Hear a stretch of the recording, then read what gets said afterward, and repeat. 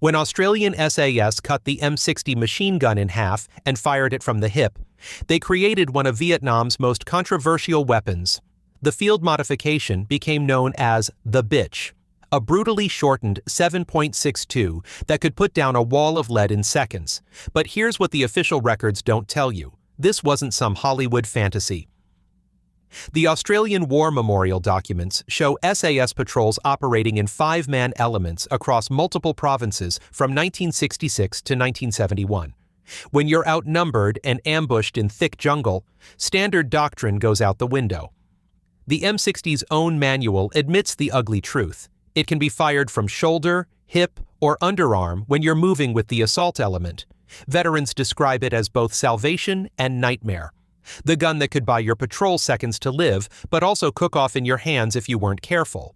If you're a veteran watching this, you know exactly what I'm talking about. For everyone else, this is the unvarnished reality of jungle warfare that never made it into the textbooks. If you value unvarnished military truth, subscribe. Check the description for full sourcing. The legend starts with a name that makes veteran gunners wince: the bitch. According to patrol stories that have circulated for decades, Australian SAS operators in Vietnam took their issued M60 machine guns and performed brutal field modifications, cutting down barrels, stripping weight, and creating a weapon that could unleash devastating close-range firepower from the hip. The image is compelling. Elite soldiers carrying sawed-off machine guns through the jungle, ready to unleash hell at a moment's notice. But separating fact from fiction requires diving into the actual records, and what emerges is both more complex and more revealing than the simplified legend suggests. The Australian War Memorial's documentation provides the foundation for understanding what really happened in the Vietnamese bush. Australian Special Air Service Regiment patrols operated continuously from 1966 to 1971, based out of Nui Dat, and conducting reconnaissance and offensive operations across multiple provinces. These weren't large unit operations with heavy support. SASR teams moved in 5-man elements, operating as the eyes and ears for larger conventional forces. The mathematics of firepower in such small units becomes critical when you understand the tactical reality these men faced. 5 soldiers, often operating days away from immediate support, needed to generate enough violence in the opening seconds of contact to either break an ambush or buy time for extraction. Every weapon system choice carried life or death implications. The M60 machine gun that formed the basis for these modifications was officially designated as a crew-served weapon system. On paper, doctrine called for controlled employment with stable mounting, disciplined rates of fire, and regular barrel changes. The weapon weighed 23 pounds, measured 43.5 inches in length, and could cycle at a maximum rate of 550 rounds per minute. These specifications paint the picture of a substantial weapon system designed for sustained operations with proper crew support. The reality of patrol employment told a different story entirely. The M60's own technical manual acknowledged what doctrine preferred to minimize. The weapon could be fired from shoulder, hip, or underarm positions when circumstances demanded it. The manual specifically referenced assault mode firing, where machine guns accompanied assault elements and were fired from hip or underarm positions to suppress automatic weapons on the objective. This wasn't theoretical guidance buried in obscure appendices. The manual's acknowledgement of handheld employment reflected the harsh reality that stable firing positions weren't always available in combat. When patrols were moving under fire, breaking contact, or dealing with sudden, close-range encounters in thick vegetation, the luxury of setting up a proper gun position simply didn't exist. The weapon had to work in whatever position the operator could manage, and the training reflected this necessity even if the preferred doctrine emphasized more controlled employment. The documented characteristics of SASR operations help explain why field modifications became attractive to patrol leaders. Operating in small teams meant every ounce of weight mattered, and every weapon had to contribute maximum effectiveness per man. The standard M60's length made it cumbersome in thick jungle terrain, while its weight became a significant burden during extended patrols. More critically, the weapon's role in patrol tactics often differed significantly from its intended employment as a crew-served system. In a five-man patrol, the machine gunner wasn't supported by a traditional crew structure with dedicated ammunition bearers and assistant gunners. Instead, he functioned as both operator and pack mule, carrying not just the weapon but substantial ammunition loads as well. The question of actual barrel modifications requires careful examination of available evidence. While veteran accounts consistently reference shortened weapons, documented proof of systematic field modifications remains limited. What's clear from patrol procedures and tactical employment is that the weapons were often used in ways that differed significantly from standard doctrine. The manual's guidance on sustained fire called for 6 to 9 round bursts with barrel changes every 10 minutes. Rapid fire guidance recommended even more frequent barrel changes, while cyclic fire demanded changes every 2 minutes. These controlled employment parameters assumed stable positions, crew support, and tactical situations that allowed for proper weapon maintenance. Jungle patrol reality operated under different rules entirely. Contacts were often sudden, violent, and decided in the first few seconds. The luxury of controlled burst fire and scheduled barrel changes disappeared when survival depended on immediate, overwhelming suppressive fire. Veterans describe the psychological pressure of these moments, the desperate need to dominate the opening seconds of contact before the enemy could bring superior numbers to bear. In these circumstances, the temptation to exceed doctrine and push the weapon beyond its intended limits became almost irresistible. The patrol environment itself created unique challenges for machine gun employment. Dense vegetation compressed engagement ranges, making the weapon's maximum effective range of 1,100 meters largely irrelevant. Most contacts occurred at distances where tracer burnout at 900 meters was academic. Fights were decided at ranges where the psychological impact of immediate, heavy automatic fire mattered more than precision or extended range. The jungle environment that concealed patrol movement also worked against traditional machine gun employment techniques. Stable firing positions were rare, clear fields of fire were limited, and the need for immediate mobility often took precedence over optimal weapon positioning. Understanding the reality behind the bitch legend requires recognizing the tension between institutional doctrine and small unit survival requirements. The modifications, whether actual barrel cutting or simply unconventional employment techniques, represented a fundamental adaptation to tactical circumstances that standard doctrine didn't fully address. These weren't reckless cowboys ignoring military principles. They were professional soldiers adapting their equipment to match the unique demands of reconnaissance warfare in an environment where conventional wisdom could get you killed. The legend persists because it captures a deeper truth about the improvisation and adaptation that characterized small unit operations in Vietnam, even if the specific details remain difficult to verify through official documentation. The weight that broke men's backs in Vietnam wasn't the M60 machine gun itself. It was the ammunition required to keep it fed. Understanding the logistics of belt-fed operations on foot patrol reveals why the weapon became both salvation and curse for small unit operations. The numbers tell the brutal story. 100 rounds of linked 7.62 millimeter ammunition weighed approximately 7 pounds. This wasn't theoretical planning data. It was the physical reality that every patrol member carried on their shoulders through jungle terrain that could stretch a day's movement into an exhausting ordeal. The M60's technical manual recommended basic loads of 600 to 900 rounds for a 3-man crew, but patrol mathematics didn't allow for neat crew structures. In a 5-man SASR element, ammunition distribution became a complex calculation balancing firepower requirements against human endurance limits. The ammunition burden extended far beyond the designated machine gunner. Every patrol member became part of the ammunition supply chain, carrying extra belts and bandoliers that added significant weight to already heavy individual loads. The cruel mathematics of automatic weapons employment meant that a single sustained contact could consume hundreds of rounds in minutes, transforming carefully planned ammunition distributions into desperate sharing of remaining belts. Veterans describe the psychological pressure of watching ammunition expenditure during contact, knowing that every burst fired brought the patrol closer to the nightmare scenario of running dry with the enemy still pressing the attack. The weight of ammunition became a constant reminder of the weapon's appetite and the patrol's vulnerability once that appetite could no longer be satisfied. Heat management represented the second technical burden that separated manual doctrine from jungle reality.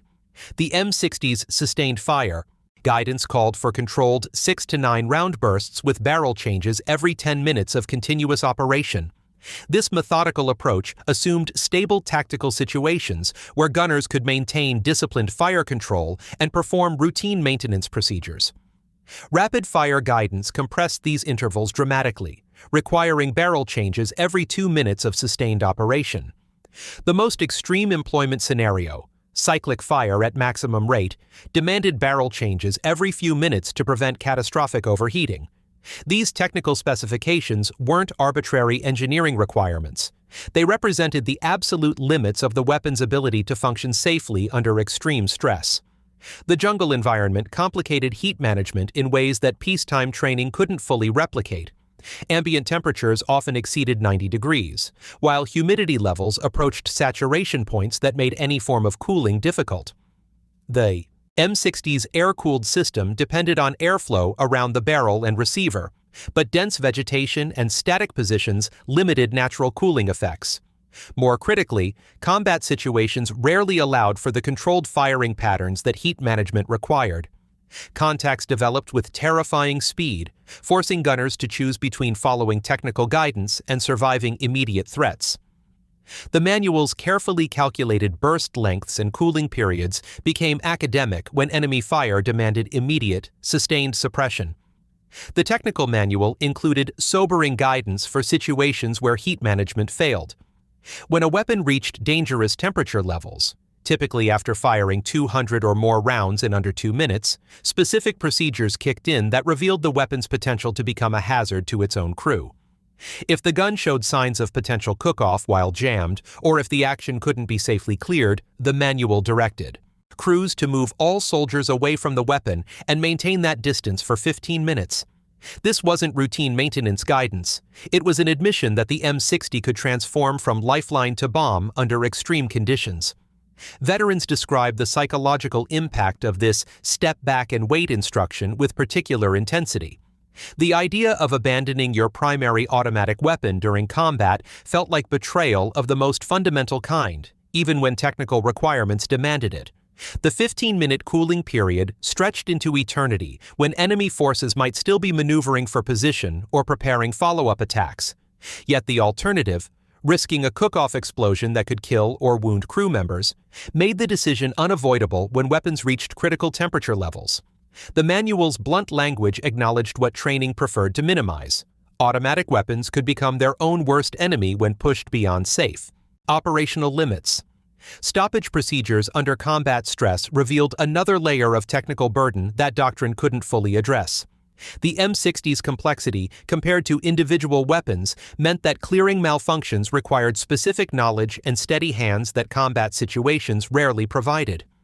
Immediate action procedures called for rapid assessment and correction of common stoppages, but these techniques assumed adequate lighting, stable positions, and the mental clarity that adrenaline and enemy fire made difficult to maintain. More complex stoppages required detailed remedial action that could take precious minutes to complete properly. The psychological pressure of performing intricate mechanical procedures while under fire created a feedback loop where stress-induced errors led to additional malfunctions. The weapon's ammunition feeding system created particular challenges under field conditions. Linked belts could twist, bind, or separate when exposed to rough handling during movement or hasty position changes. Humidity and dirt affected cartridge extraction, while the weapon's gas system required regular cleaning to function reliably. These maintenance requirements weren't optional suggestions. They were prerequisites for reliable operation that patrol schedules and tactical situations often made difficult to satisfy. The result was a weapon system that demanded constant attention and care precisely when operators had the least opportunity to provide it. Temperature extremes affected more than just barrel heating. Cold weapons fired differently than hot ones, requiring sight adjustments that patrol conditions rarely allowed time to make properly. The M60's complex gas system could be affected by carbon buildup that accumulated rapidly during sustained firing, leading to extraction failures and feeding problems. Veterans learned to recognize the subtle signs of impending mechanical failure, changes in the weapon's sound, rhythm, or recoil characteristics that indicated developing problems. This intuitive understanding of weapon behavior became crucial for maintaining operational effectiveness, but it required experience that new personnel often lacked during their most vulnerable early patrol periods. The tactical realities of Vietnam jungle warfare forced machine gunners to abandon textbook employment methods in favor of techniques that doctrine acknowledged but rarely emphasized. Hip fire and underarm shooting weren't Hollywood fantasies or desperate improvisations. They were documented procedures that the M60's technical manual specifically addressed for situations where conventional mounting wasn't possible. The weapon could be fired effectively from shoulder, hip, or underarm positions when tactical circumstances demanded immediate suppressive fire during movement or when stable positions were unavailable. This acknowledgement represented a fundamental admission that jungle warfare operated under rules that peacetime doctrine couldn't fully anticipate. The manual's language around assault mode employment revealed the military's understanding that close-range jungle contacts required different approaches than open-terrain engagements. When machine guns moved with assault elements to attack automatic weapons positions, hip and underarm firing techniques allowed operators to deliver suppressive fire while maintaining mobility and taking advantage of whatever cover was available. These weren't emergency procedures reserved for desperate situations. They were recognized tactical techniques for specific operational environments where traditional bipod or tripod employment was tactically inappropriate or physically impossible. Understanding why hip fire became necessary requires examining the engagement characteristics that defined jungle warfare. Dense vegetation compressed visibility and engagement ranges to distances where precision mattered less than immediate volume of fire. In thick jungle terrain, contacts often developed at ranges under 50 meters, where the psychological impact of heavy automatic fire could be more decisive than carefully aimed individual shots. The ability to generate immediate suppressive fire while moving toward or away from enemy positions became crucial for survival in environments where seconds determined outcomes. Traditional machine gun employment techniques that required time to establish stable positions and acquire proper sight pictures simply couldn't match the tempo of jungle contacts. The weapon's maximum effective range specifications told one story while jungle reality told another. On a tripod with traverse and elevation mechanism, the M60 could engage targets effectively out to 1,100 meters. Bipod employment reduced this range, but still provided substantial capability against point and area targets at distances that jungle terrain rarely allowed.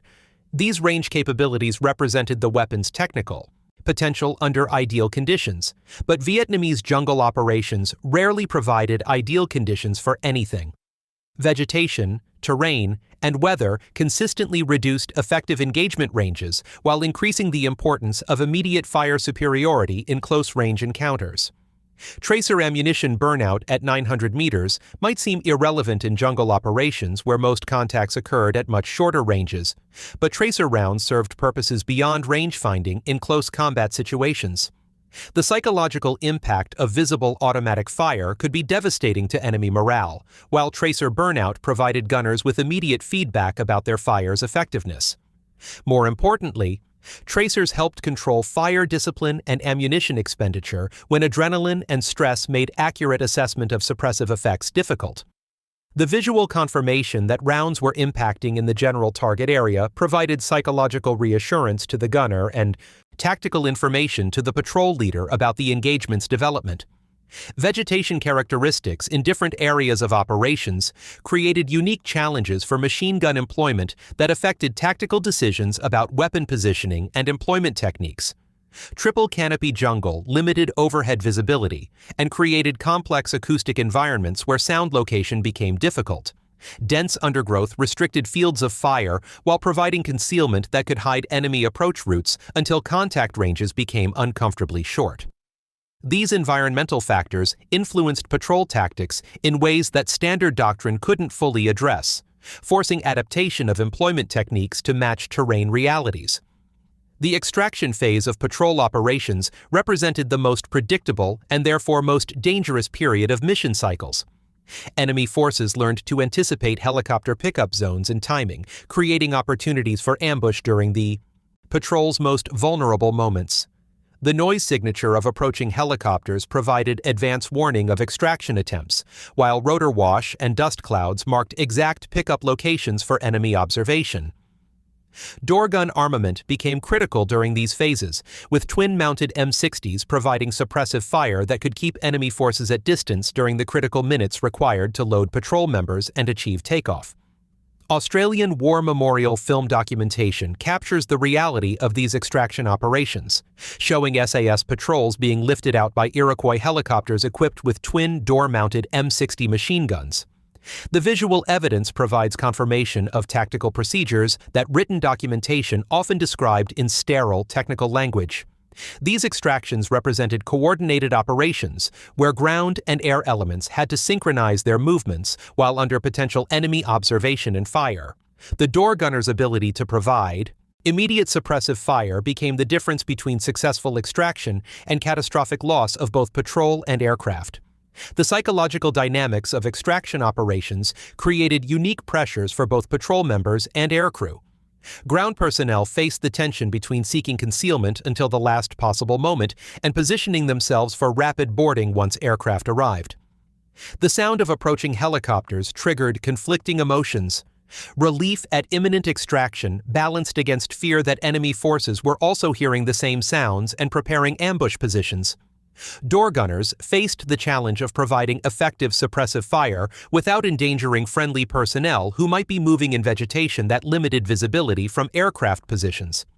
Timing became critical during extraction operations in ways that training exercises couldn't fully replicate. Patrol members had to balance speed of movement to pickup zones against noise, discipline that might compromise their positions before aircraft arrival. Aircraft crews needed to minimize time on ground while ensuring all personnel were aboard before takeoff. Door gunners had to maintain situational awareness about friendly personnel locations while engaging potential enemy positions that might threaten the aircraft or extraction operation. These complex coordination requirements under stress created multiple opportunities for miscommunication or tactical errors that could prove catastrophic. The tactical employment of machine guns during extraction operations reflected lessons learned through experience rather than pre-existing doctrine. Door gun positioning provided overlapping fields of fire that could suppress enemy positions while leaving approach and departure routes clear for aircraft movement. Ammunition loads were calculated to provide sustained fire capability throughout extraction operations without excessive weight that might affect aircraft. Performance. Communication procedures ensured coordination between aircrew, door gunners, and ground personnel despite noise levels that made normal voice communication impossible. These tactical adaptations represented institutional learning that came at considerable cost in personnel and equipment. The L1A1 self-loading rifle represented Australian doctrine's answer to modern battlefield requirements, but jungle warfare exposed the limitations of even well-designed weapons when tactical circumstances exceeded their intended parameters. Australian War Memorial technical documentation describes the L1A1 as a gas-operated, semi-automatic rifle fed from detachable 20-round magazines and equipped with a flash hider capable of launching rifle grenades.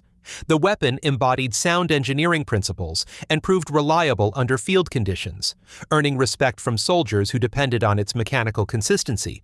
However, respect for reliability didn't eliminate frustration with tactical limitations that became apparent during close-range jungle contacts where volume of fire could determine survival outcomes. Lithgow Arms production context reveals the institutional commitment to the L1A1 design philosophy during the Vietnam period. The factory produced thousands of rifles for Australian forces, representing significant investment in semi-automatic technology that emphasized accuracy and reliability over sustained fire capability. This production decision reflected broader tactical thinking that prioritized disciplined marksmanship and ammunition conservation over the suppressive fire techniques that jungle warfare often demanded.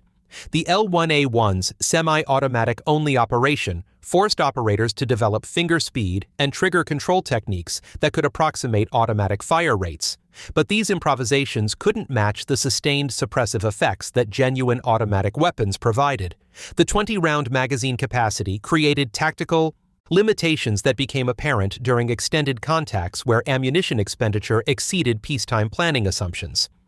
Experienced operators learned to carry additional magazines in readily accessible positions, but magazine changes under combat stress required training and practice that new personnel often lacked. The magazine well-design and release mechanism functioned reliably when properly maintained, but jungle conditions introduced dirt, humidity, and debris that could complicate reloading procedures when speed was critical. Veterans developed personal techniques for magazine management that maximized available firepower while minimizing vulnerability during reloading cycles. The L2A1 automatic rifle represented an attempt to bridge the gap between individual rifles and crew-served machine guns by incorporating a heavy barrel and automatic fire capability into a weapon that remained portable enough for individual operators. Australian War Memorial Photographics. Documentation from August 24, 1967, shows an Australian soldier in Vietnam carrying an L2A1 equipped with a 30-round magazine, providing visual evidence of the weapon's field employment during actual operations.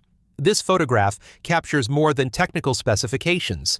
It documents the military's recognition that patrol operations required firepower capabilities that standard rifles couldn't provide, leading to hybrid solutions that attempted to address tactical gaps through equipment modification.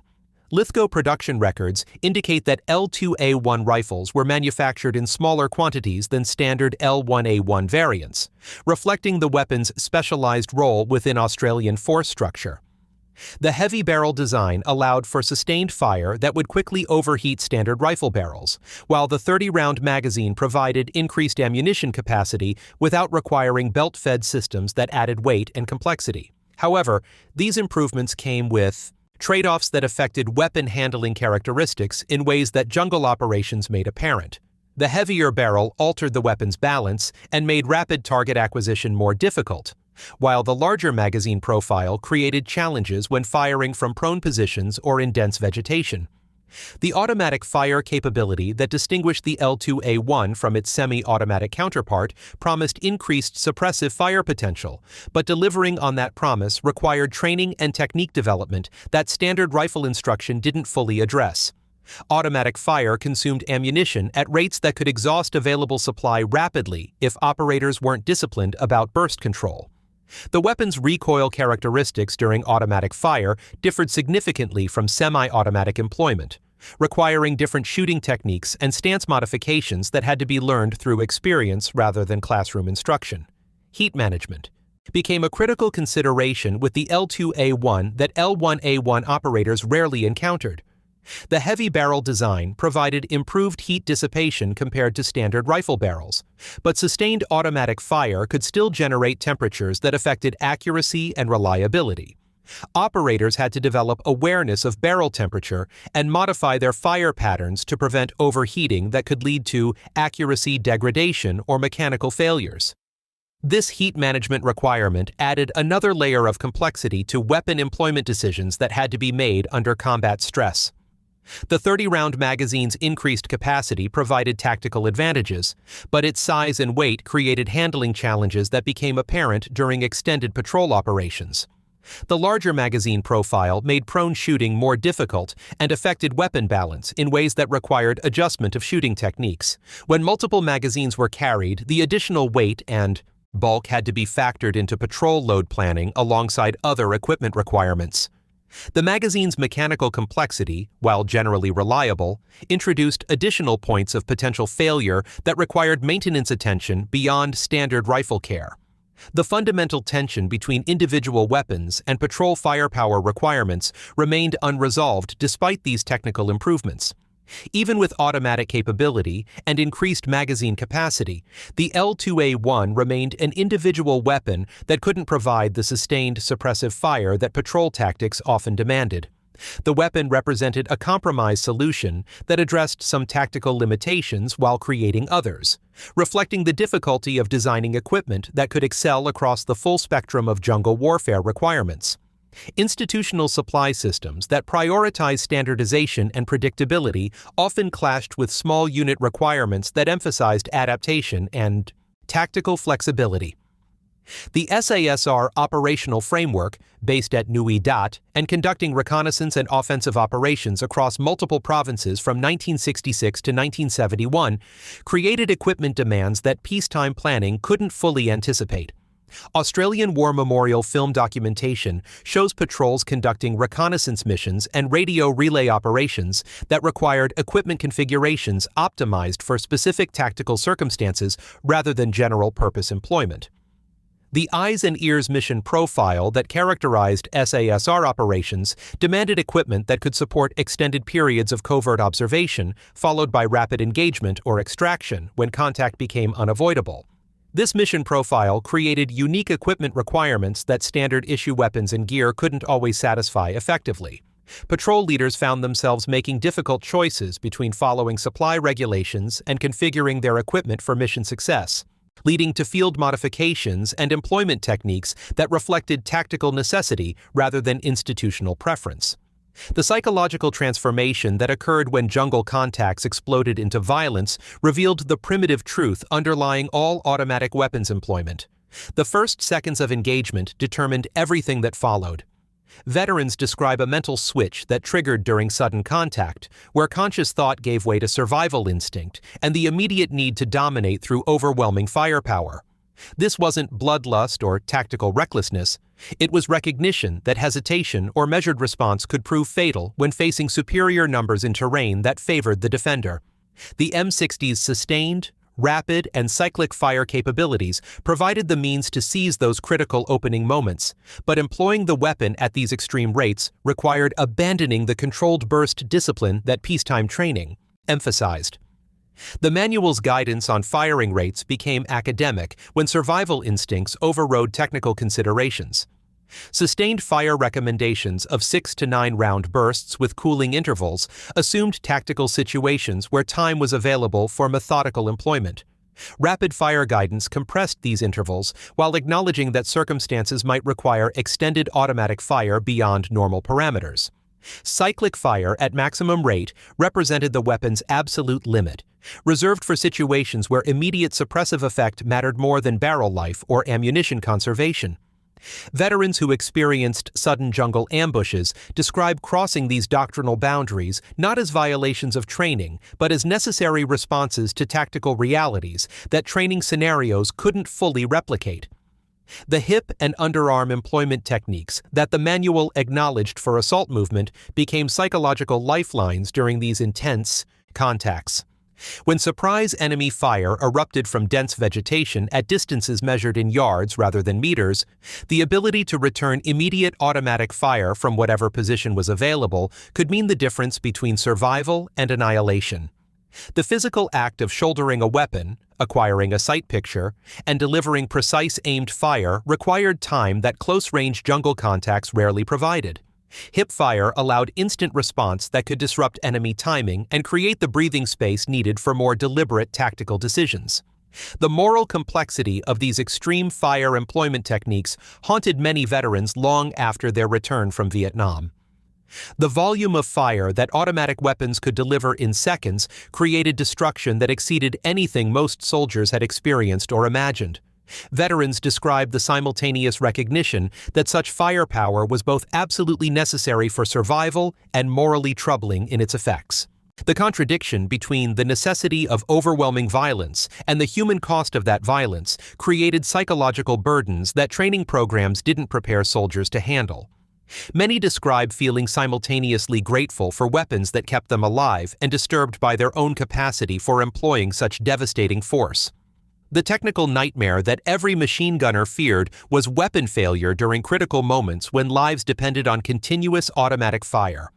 The M60's complexity, compared to individual weapons, created multiple potential failure points that could render the weapon inoperable precisely when it was needed most. Stoppages during contact felt like personal betrayal, transforming a reliable tool into an inert burden that endangered the entire patrol. The manual's procedures for clearing malfunctions assumed adequate time and stable conditions that combat situations rarely provided. Veterans described the helpless fury of fighting a jammed weapon, while enemy fire continued, knowing that every second lost increased the danger to their teammates. The heat-related failures that could transform the M60 from lifeline to hazard represented the most psychologically difficult aspect of automatic weapons employment. The manual's instruction to clear personnel away from dangerously hot weapons and maintain distance for 15 minutes acknowledged that the gun could become a bomb under extreme conditions. This guidance created an impossible psychological demand during contact situations. Abandon the weapon that represented survival in favor of safety procedures that felt like abandonment of responsibility. Veterans described the emotional conflict between technical requirements that demanded evacuation and tactical instincts that screamed against leaving the gun during ongoing contact. Cook-off incidents, where overheated chambers ignited cartridges without trigger action, created terror that extended beyond immediate physical danger. The unpredictability of these malfunctions meant that weapons could fire unexpectedly even after trigger discipline was maintained, creating situations where the gun operated outside human control. The sound of a cook-off round firing without warning could panic inexperienced personnel while reminding veterans of their weapon's capacity for independent action.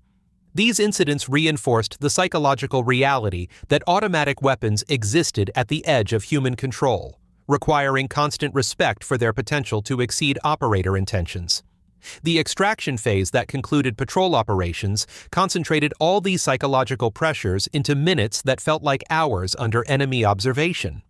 Australian War Memorial documentation of SAS patrol extraction procedures by Iroquois helicopters with twin door-mounted M60s captures the tactical complexity. But written records cannot convey the emotional intensity of those final moments in hostile territory. The sound of approaching rotors triggered conflicting emotions. Relief at imminent escape balanced against fear that enemy forces were also hearing the approaching aircraft and preparing final attacks. Door gunners faced the psychological pressure of providing effective suppressive fire while avoiding damage to friendly personnel whose exact locations might be unclear from aircraft positions. The coordination required during extraction operations under fire revealed the psychological burden of collective survival that extended beyond individual weapon employment. Patrol members had to trust aircrew and door gunners to provide effective suppression while simultaneously exposing themselves to enemy fire by moving toward pickup zones. Door gunners had to balance aggressive fire support with careful target discrimination to avoid engaging areas where friendly personnel might be located. These interdependent relationships under extreme stress created bonds that veterans describe as deeper than normal military camaraderie, forged through shared recognition of mutual dependence during life-threatening situations. The lasting psychological impact of these extreme employment situations affected veterans' relationships with weapons long after their return from combat. Many describe continued hyper-awareness of automatic weapons capabilities and limitations, retaining technical knowledge gained through experience that civilian life couldn't fully utilize. The sound of automatic fire in training environments or media could trigger vivid recollections of combat situations where similar sounds preceded life-or-death decisions. These psychological echoes served as permanent reminders of moments when human survival depended on mechanical reliability and tactical competence under conditions that pushed both weapons and operators to their absolute limits.